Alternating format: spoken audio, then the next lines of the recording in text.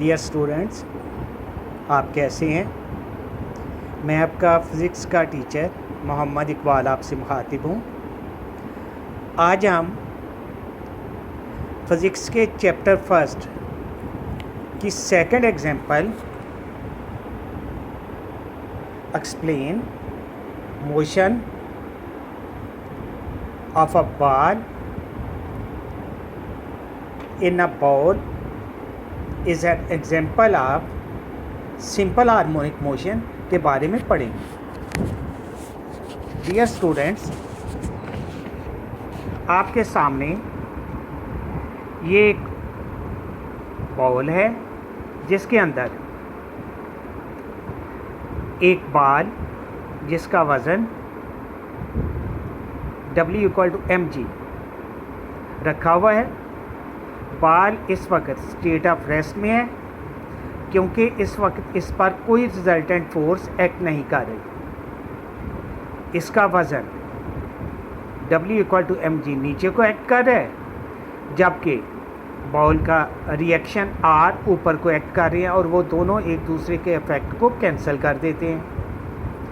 अब अगर हम जिस्म या बॉल को एक्सट्रीम पोजीशन A पे ले जाकर रिलीज़ कर दें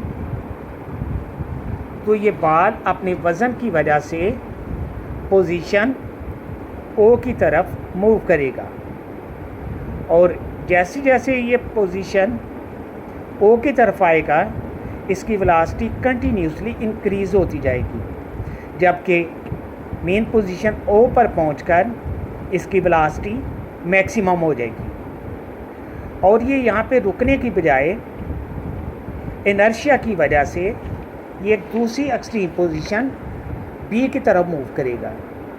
जब ये B की तरफ जाएगा तो इसकी वेलोसिटी कंटिन्यूसली डिक्रीज़ होती जाएगी और B पर पहुंचकर ज़ीरो हो जाएगी और ये एक लम्हा वहाँ पे रुकने के बाद दोबारा मेन पोजीशन O की तरफ मूव करेगा और इसकी वेलोसिटी दोबारा इंक्रीज़ होती जाएगी और O पर पहुंचकर इसकी वेलोसिटी मैक्सिमम हो जाएगी और मेन पोजीशन O पर रुकने की बजाय ये दोबारा इनर्शिया की वजह से एक्सट्रीम पोजीशन A की तरफ जाएगा और इसकी वेलोसिटी कंटिन्यूसली डिक्रीज़ होती जाएगी और A पर पहुंचकर इसकी वेलोसिटी ज़ीरो हो जाएगी और वहाँ से ये अपने वज़न की वजह से दोबारा मेन पोजीशन O की तरफ मूव करेगा।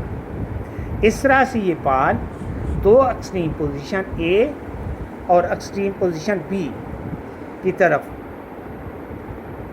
उस वक्त तक मूव करता रहेगा जब तक फ्रिक्शन की वजह से इसकी पूरी एनर्जी ख़त्म नहीं हो जाती।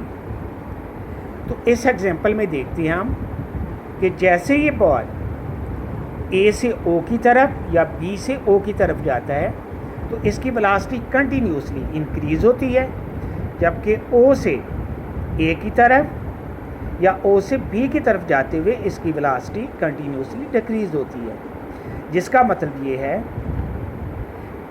कि इस बॉल में पैदा होने वाले एक्सेलरेशन की डायरेक्शन हमेशा मेन पोजीशन O की तरफ रहती है और ये डिस्प्लेसमेंट के हमेशा डायरेक्टली प्रोपोर्शनल होता है, जिससे ये जाहिर होता है the motion of a ball in a ball is an example of simple harmonic motion.